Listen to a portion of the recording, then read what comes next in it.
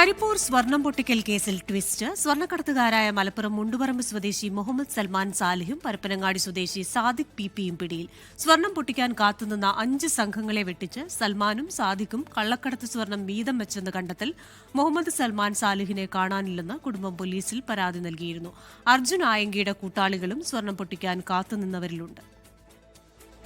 മലപ്പുറം മുണ്ടുപറമ്പ് സ്വദേശി മുഹമ്മദ് സൽമാൻ സാലിഹ്, പരപ്പനങ്ങാടി സ്വദേശി സാദിഖ് പിപി എന്നിവരെയാണ് കഴിഞ്ഞ ദിവസം പോലീസ് അറസ്റ്റ് ചെയ്തത്.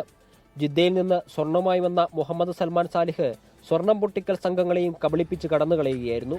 മുഹമ്മദ് സൽമാൻ സാലിഹിനെ കാണാനില്ലെന്ന് കുടുംബം കരിപ്പൂർ സ്റ്റേഷനിൽ പരാതി നൽകിയതിനെ തുടർന്ന് നടത്തിയ അന്വേഷണത്തിലാണ് സൽമാൻ സാലിഹ് സ്വർണവുമായി മുങ്ങിയെന്ന് മനസ്സിലായത്.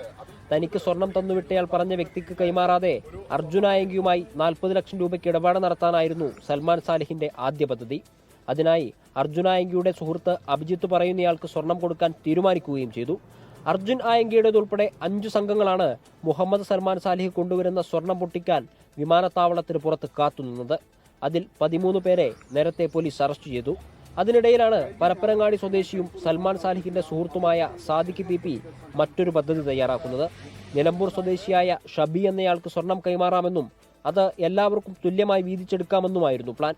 എയർപോർട്ടിലെത്തിയ സൽമാൻ സാലിഹിനെ പുറത്ത് കാറിൽ കാത്തുനിന്ന ഷബിയും മറ്റൊരു സുഹൃത്തും കൂട്ടിക്കൊണ്ട് എറണാകുളത്തേക്ക് കടന്നു. തുടർന്ന് ട്രോളി ബാഗ് കുത്തിപ്പൊളിച്ച് അതിനകത്തുള്ള സ്വർണം പങ്കിട്ടു എന്നാണ് വെളിപ്പെടുത്തൽ. കള്ളക്കടത്ത് സ്വർണം കണ്ടെത്താനുള്ള ശ്രമം തുടരുകയാണെന്നും വരും ദിവസങ്ങളിൽ കൂടുതൽ അറസ്റ്റുണ്ടാകുമെന്നും പോലീസ് അറിയിച്ചു. 24 മലപ്പുറം.